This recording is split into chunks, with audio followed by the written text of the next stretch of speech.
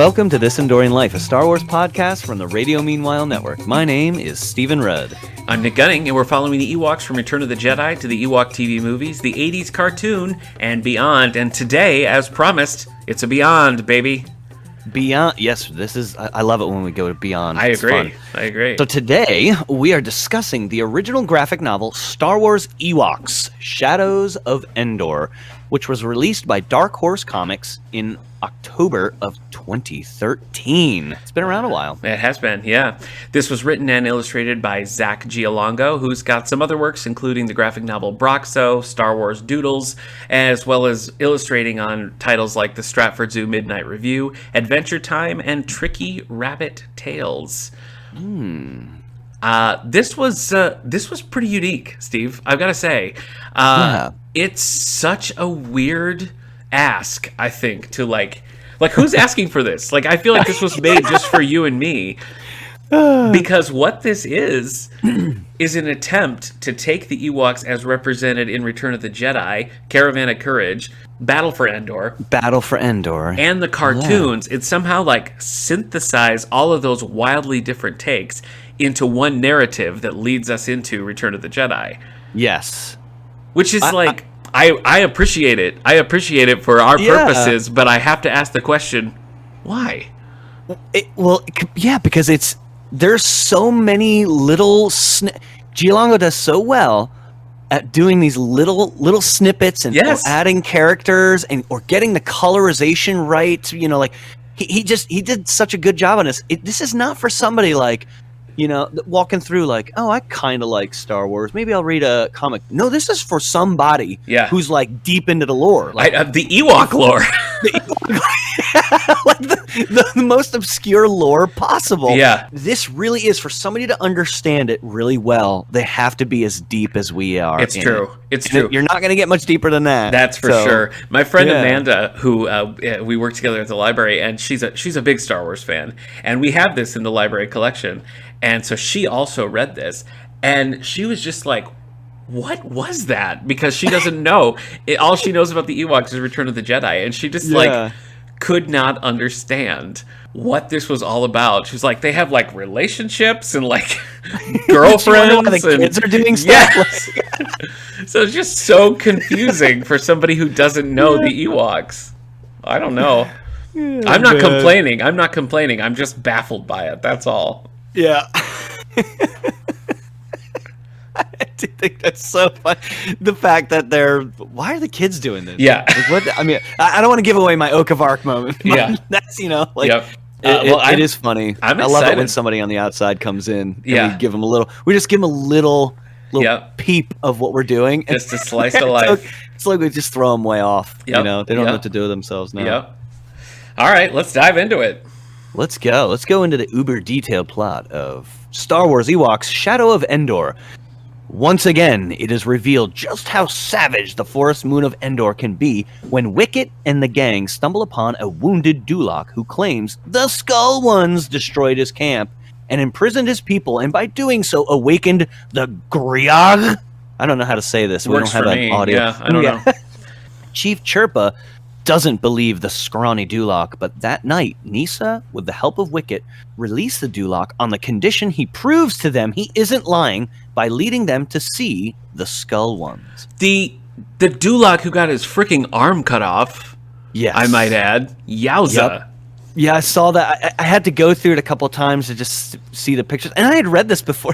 The funny thing is, I read it before, and I thought, who are the Skull Ones? Yeah. And when I came on, I was like, oh, you idiot. You're right, I know. Now I remember. Yeah. But anyway, so that will be revealed. Yes. Meanwhile, Logray and Paplu travel to seek counsel from Cheryl. We did this last time. We've talked about this, yeah. Battle of Endor. We couldn't decide.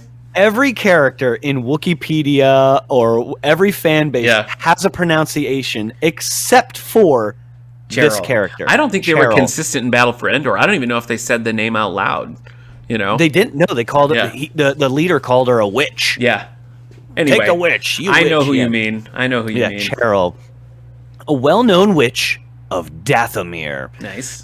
After lending some advice, Cheryl attempts to steal the Sunstar from Logray, nearly succeeding, but fails thanks to Paplu. This proves the Ewoks are alone in fighting enemies on 3 fronts: a witch, the Skull Ones, and the Griog. Wicket, Nisa, and the Duloc, now with the help of Teebo and Latara, stumble upon the Skull Ones, who happen to be none other than stormtroopers. And that didn't occur to me until now that they do kind of look like skulls. They right? do, I know. Yeah, I didn't get it either. So the Empire is already in the midst of constructing the shield generator for the second Death Star and are clearing away additional forest. The group makes plans to free the imprisoned Dulocs, while Nisa plans to free Zrani, a Wisty the injured Duloc uses as a light source in his cave hideout. Nice to see the Wisties come back. I know they're back. I mean, it's chock full. It really is. Fan favorites and fan service. Freeing the Wisty causes a fight to break out between the Ewoks and the Duloc. The noise they make awakens the Griog, and it attacks them, causing them to flee out of the cave and into the forest. Meanwhile, on their way back to the village, Logray and Paplu run into a group of stormtroopers transporting a group of chained Dulocs. Before anyone can blink, Wicket and the gang spring out and attack the troopers. They manage to release the prisoners, but the tiny battle grows fierce when the mighty Griog emerges from the ground, attacking all in its path.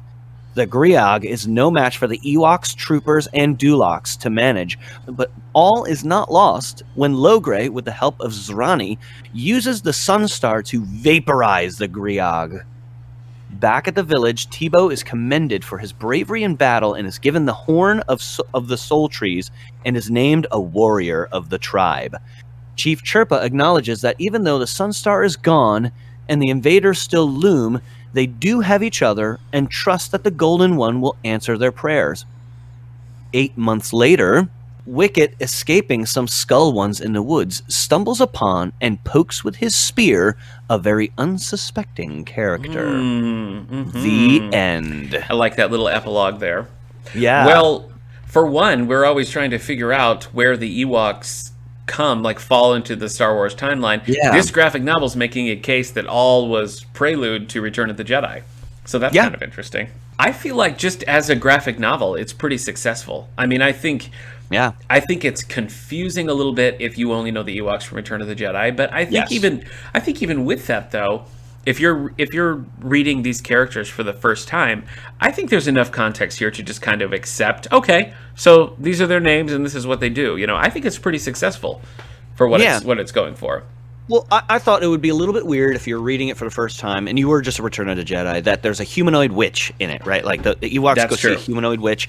But I can't say that Cheryl sticks out, right? Because she really doesn't. No, it's true. You know. Now here's what I'm wondering too. I don't think in Battle for Endor that she's ever specifically said to be a Night Sister from Dathomir, is she? No, that is in. I had to look that up. Yeah, right. He called her a witch a bunch of times, which made me like, oh, I wonder. And I think I just looked up her character to see if she was in anything else, and that's when it was revealed to me. I was like, oh, she's a witch of Dathomir. No way. So that's another thing that the graphic novel does then. It also kind of serves to tie into like the greater Star Wars lore of like the books and comics to say. Oh, it absolutely does. To say this character that you've seen, if you've seen Battle for Endor, also is connected to other characters such as Darth Maul. I'm very impressed by the way Zack Giallongo was able to take all of these different, not only just the different representations of the Ewoks, but cherry pick these little things from the greater like Star Wars expanded universe that they can tuck in here. So this is the key. This is the key book that combines all of those universes. Right. The TV movies, the Ewok show, and the Star Wars saga. This is the key that brings it all together. Right. And that's the most important thing. I mean, he's the one who did it. He bridged it all. You know, we're sitting here going, I wonder where it goes or what character fits in where, and it's like, here it is. I mean, even the book, The Courtship of Princess Leia, that happens after, Return of the Jedi a few years. There's Witches of Dathomir. So here's technically their first encounter, or our first encounter with a witch. Well, I guess there's the prequel stuff. Yeah. But here's, I guess, again, another encounter with a Witch of Dathomir in a different place on a different planet. So it's just, he tied everything in so well. I know, and that's the thing with Star Wars publishing. I mean, they are so good at maintaining continuity, and some of that, which we would have counted before, kind of went out the window with the Disney merger. But everything before that and everything after that, I feel like those two separate like versions of Star Wars literature really are consistent internally with themselves. And you take things like Alan Dean Foster's Splinter of the Mind's Eye, which was written before there was even an Empire Strikes Back, doesn't really gel with what's going on, but then subsequent books kind of bring it back in line, and I just think that's so cool. And this is something that Zack Giallongo here has done with Shadows of Endor, where he's just taken all these like disparate little scraps of Star Wars and given them sort of a cohesion. Yeah, I think I gotta be honest, this little comic book that I hold in my hands, I think did a better job than Shadows of the Empire did to bind Empire Strikes Back and Return, because that book was just, dude, it was way out of control. What? I don't like. I like Shadows of the Empire. I really didn't like it that much. Okay. I really did not. It just didn't cut it for me. I'm a Dash Rendar guy. Okay. I mean, my phone is nicknamed Dash Rendar, for crying out loud. Perfect. Yeah. But like, it didn't. The whole Prince Zizor thing, or however you say his name, that didn't. I lost it on that. I thought that was weak. But yeah, like this was great. I wish it was longer. I wish it was twice as long. To really, kind of set the tone. I could take more, and I think the art in it is really good. Oh yeah, it's great. I like, because it pulls some aesthetics from all three of the different things. The TV movies, Return of the Jedi, and the cartoon. It's interesting to note that I feel like this was maybe a little bit darker. I mean, a Dulok gets his arm chopped off, for heaven's sakes, and there is some blood, and some of the fighting is definitely more severe than anything we've seen in the cartoon. Though definitely death happens in the TV movies. But I thought it was kind of a darker tone, but you kind of needed that to bring it in line.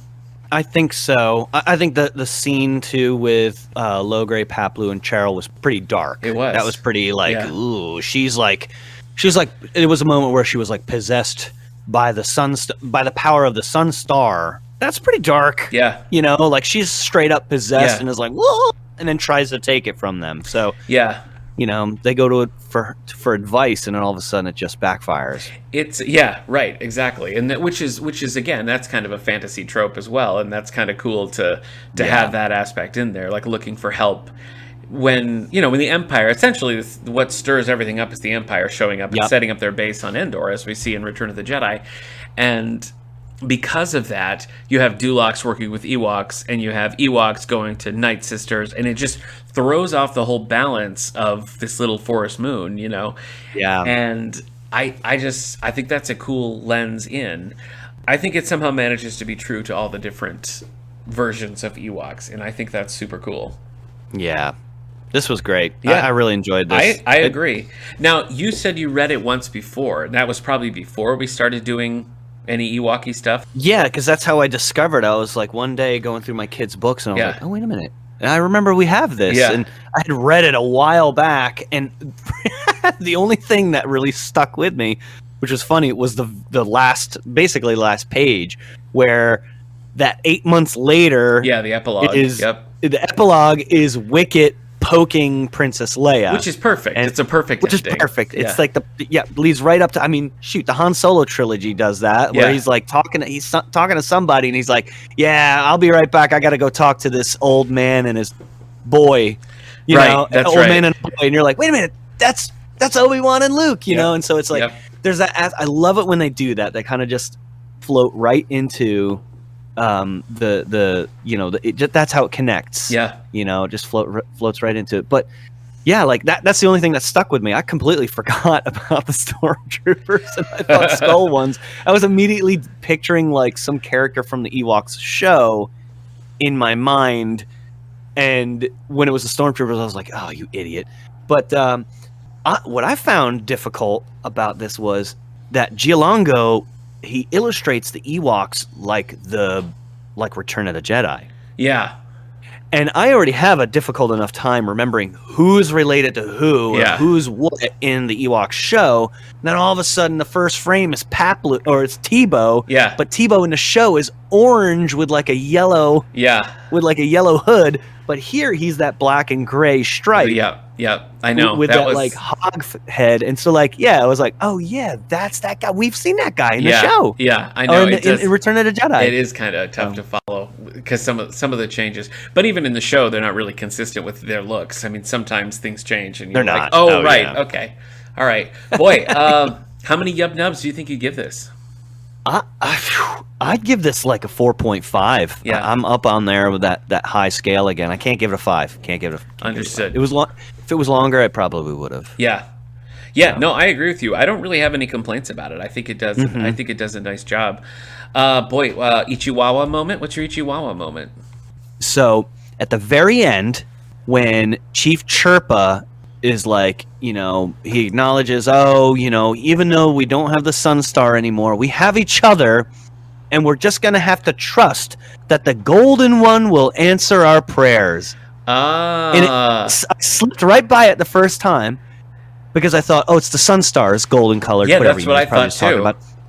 But when I wrote it down, I thought Golden One and Goldenrod popped in my head, which is what Han called C-3PO, which is why when C-3PO pops his head up, they're all like, the Golden One, he's the Golden One. I totally missed that. And I was just like, yo, that is such a minor... He didn't need to do that. Yeah. Didn't need to, but just penned that right in. If the Golden One will answer our prayers. And I thought, brilliant. That was my like, that is yes. Good. That's really good. This went from 4 to 4.5 because of that tie-in line right there. That's a nice touch for sure. Yeah.